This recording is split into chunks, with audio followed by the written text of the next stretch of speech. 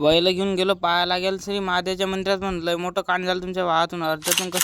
सकाळीच उठलो ना साबण गिबन घेतलं. तुम्ही म्हणून राहिले असेल बैल कायसाठी धुवा लागतात. आज तर भाऊ तिसरा श्रावण मारता. आमच्या गावातले लोक महादेवाच्या मंदिरात बैल नेतात. मग काय आपला सोबती आला आतमध्ये चाल म्हणे बैल धुवायला जाऊन. मग काय घेतले आपण बैल डायरेक्ट गेलो नदीवर बैल धुवायसाठी. बैल गेलं धुवून घेतले तुमच्या भावान चकाचक पैकी निघला घर जायसाठी. घरी आलो बैल घेतले आपले निघलो पैदल जायसाठी मंदिरात. इतका रस्ता तर इतका खतरनाक होता काय सांगू तुम्हाला. महादेवाच्या मंदिरात शिंदखेडला लागते भाऊ आम्हाला. मंदिरात पोहोचलो पहिले पूजा गिजा केली मग पाय घ्यायला लागला. डबल बाहेर आलो आपल्या बैलाच्या अंगावर गुलाल गिला टाकून घेतला. आमच्या गावातली परंपराच आहे श्रावण सोमवारात बैल आणत लागतात. पाहायला गेले गेलो म्हणजे चहा प्यायल्याशिवाय काही राहत नाही. मग हॉटेलमधून चहा घी पिऊन घेतला मग निघलो घर जायसाठी. घरी गिरी आलो तर आमच्या गावात तिसऱ्या श्रावण सोमवारी भाऊ कावळ काढत असतात. जे महाराष्ट्र मित्र मंडळ राजंदा श्रावण सोमवारी ते एकदम खतरनाक पैकी माहोल करतात. हे पोट्टे कावळ आणतात पाण्याची भरून. पाणी आणतात ते मोरणा नदीच्या धरणावरून. आमच्या गावाच्या पाशी एक धरण आहे तिथून रातच्यानं पाणी आणलं. आता सकाळी कावळ मिरवणूक पुऱ्या गावात मिरवणूक काढतात ते. संध्याकाळच्या बाहेर आलो तर दुसरी कावळ आलती भाऊ. आपण पाहिली मग एकदम खतरनाक पैकी. तुम्हाला सांगितलं ते औंड नागनातून यानं कावळ आणली पाण्याच्या भरून. यायनच भाऊ एकदम खतरनाक पैकी माहोल करून टाकला. आजच्या एवढंच भेटू पुढच्या व्हिडिओ.